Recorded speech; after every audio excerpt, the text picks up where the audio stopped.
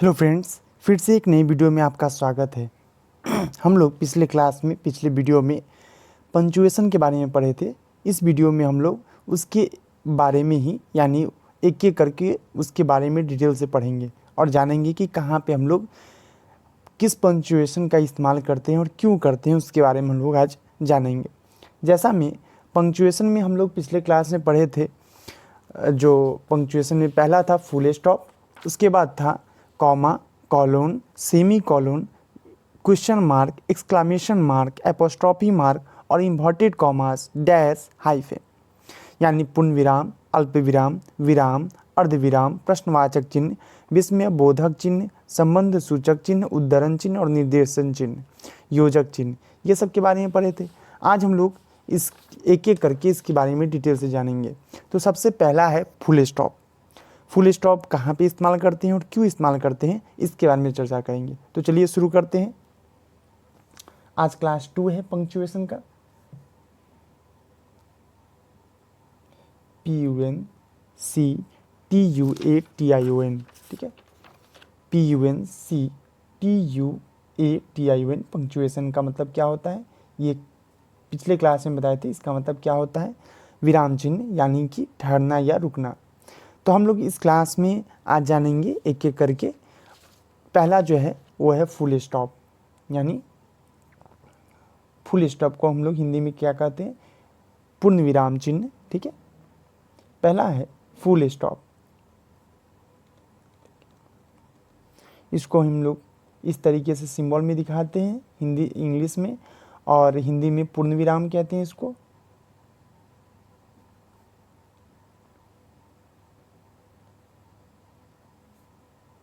इसका सिंबल इस तरीके से होता है। अब हम लोग इसमें देखेंगे फुल स्टॉप का कैसे इस्तेमाल करते हैं। तो यूज में सबसे पहले यूज कहाँ करते हैं, पहले इसके बारे में समझते हैं। यूज जो होता है, सबसे पहला यूज होता है इंपेरेटिव सेंटेंस में होता है। इंपेरेटिव सेंटेंस, ठीक है। इंपेरेटिव सेंटेंस का मतलब क्या होता है, इंपेरेटिव सेंटेंस का मतलब होता है आज्ञासूचक वाक्य। इस सारे वाक्य में हम लोग क्या करते हैं, इसको फुल स्टॉप का इस्तेमाल करते हैं, ठीक है। तो इसका हिंदी होता है आज्ञासूचक, यानी किसी भी आज्ञा का पालन करना, ठीक है। तो आज्ञासूचक वाक्य में हम लोग इसको इस्तेमाल करते हैं, ठीक है, याद रखिए। फिर सेकेंड इसका इस्तेमाल करते हैं हम लोग असर्टिव सेंटेंस। असर्टिव सेंटेंस क्या होता है,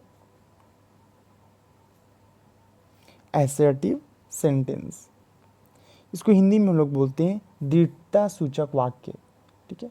दृढ़ता सूचक वाक्य, ठीक है।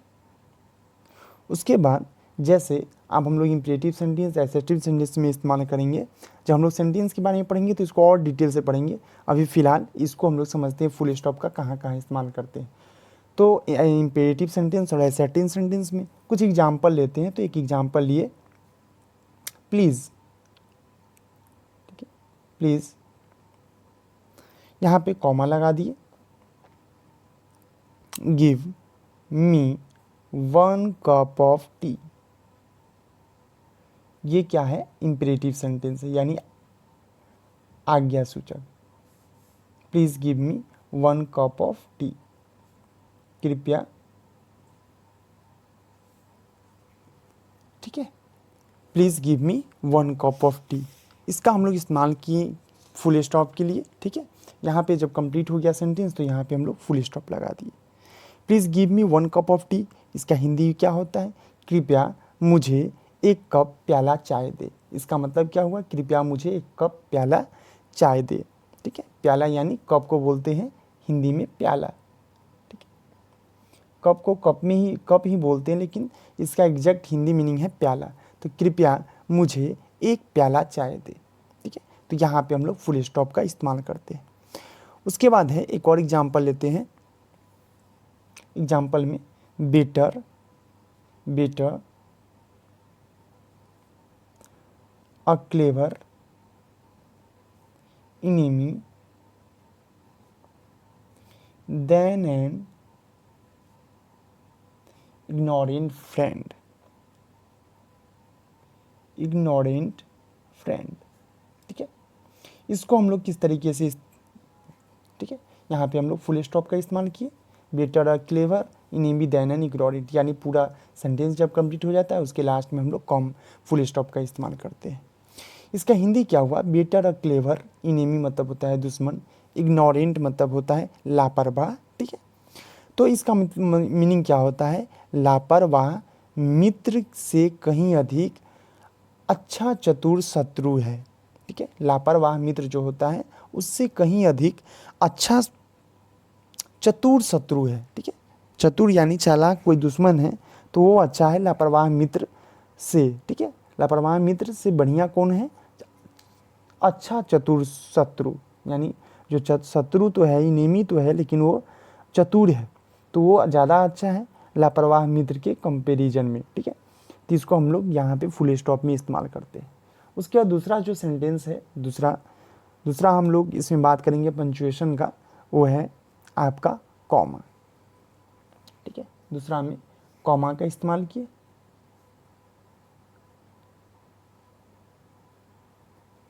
कॉमा बोले तो अल्पविराम। ठीक है, इस तरीके से हम लोग इसका सिंबल का इस्तेमाल करते हैं और इस तरीके से लिखते हैं अल्पविराम। अल्पविराम क्या होता है और कहाँ पे इस्तेमाल करते हैं इसके बारे में हम लोग इस चैप्टर में सेकेंड वाले में जानते हैं, तो याद रखिए। तो अल्पविराम जो है यहाँ पे हम लोग, जिसको हम लोग बोलते हैं अल्पविराम या कॉमा बोलिए। ठीक है, तो यूज हम लोग कहाँ कहाँ करते हैं, पहले इसके बारे में जानिए। यूज जो होता है वो होता है आपको डायरेक्ट स्पीच में। हम एक एक करके समझेंगे डायरेक्ट स्पीच क्या होता है, जब हम लोग स्पीच पढ़ेंगे तब हम लोग समझेंगे डायरेक्ट स्पीच, इनडायरेक्ट स्पीच। अभी फ़िलहाल इतना जानिए कि डायरेक्ट स्पीच में इसको हम लोग इस्तेमाल करते हैं, कुछ एग्जाम्पल के थ्रू आप इसको समझ जाएंगे। सेकेंड में है रिपोर्टिंग वर्ब। जब हम लोग वर्ब पढ़ेंगे तो उसमें रिपोर्टिंग वर्ब को अच्छे तरीके से पढ़ेंगे। ठीक है, नहीं तो ये सबको एक एक करके डिटेल्स बताएंगे तो वीडियो बहुत लंबा हो जाएगा। उसके बाद है थर्ड में है parts of speech. Parts of speech, parts of speech, ये तीन जगह पे हम लोग कॉमा का इस्तेमाल करते हैं। जैसे कुछ एग्जाम्पल लेते हैं और इसके थ्रू समझने का कोशिश करते हैं। सबसे पहले अगर हम लोग कुछ एग्जाम्पल लिए, एग्जाम्पल में लेते हैं, पहला एग्जाम्पल जो है इसका कॉमा का, वो है राम, उसके बाद है कृष्णा एंड सुदामा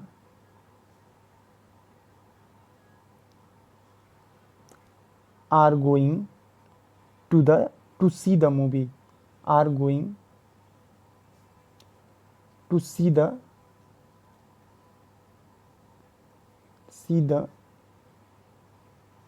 मूवी।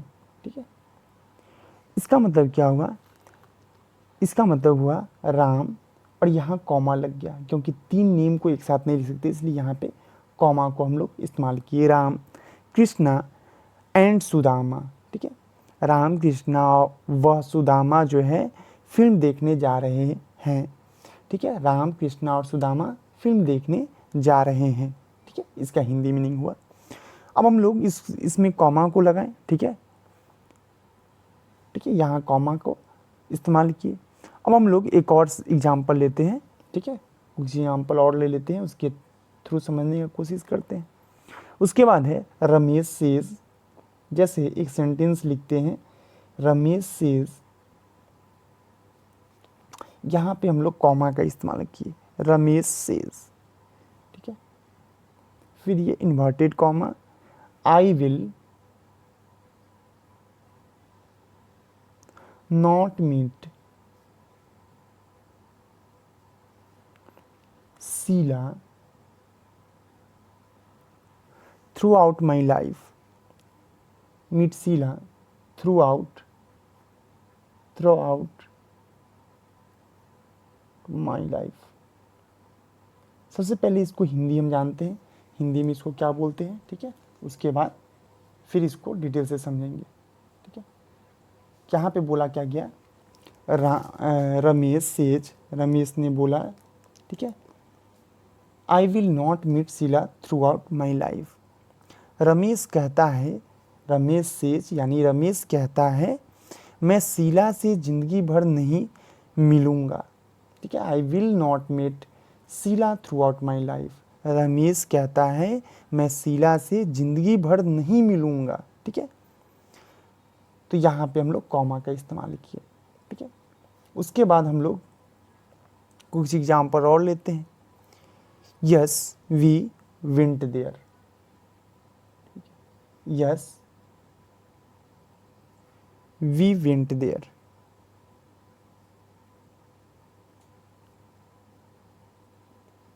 ठीक है।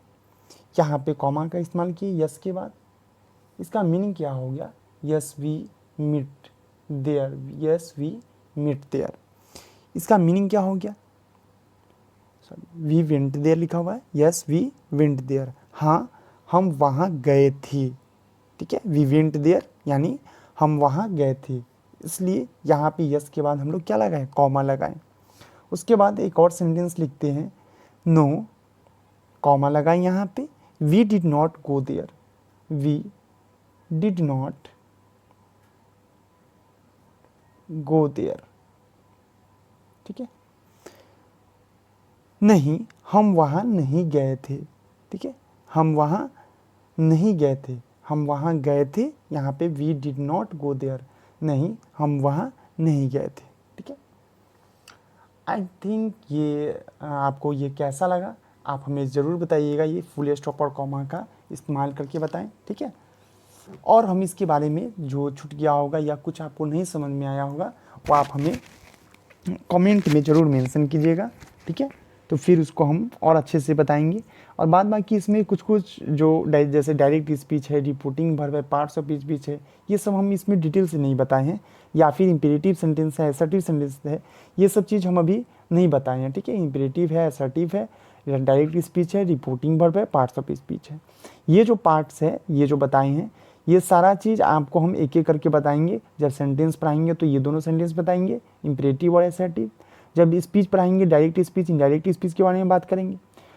अभी फ़िलहाल हम इसको ये चीज़ देखना चाह रहे थे कि कॉमा का कहाँ पे इस्तेमाल करेंगे और कैसे इस्तेमाल होता है वो चीज़, ठीक है। कुछ एग्जाम्पल के थ्रू हम बताए हैं। आपको ये वीडियो कैसा लगा आप हमें ज़रूर बताइएगा। यदि अच्छा लगा तो लाइक और सब्सक्राइब करना नहीं भूलिएगा, ठीक है।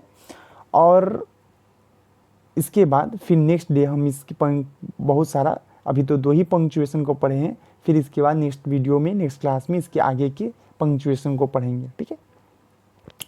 तो आपको ये वीडियो कैसा लगा आप हमें ज़रूर कमेंट सेक्शन में बताइएगा। किसी भी तरीके का क्वेरी हो तो आप हमें ज़रूर कमेंट में मेंशन कीजिएगा। देखने और सुनने के लिए आपको बहुत बहुत धन्यवाद। Thank you, have a nice day.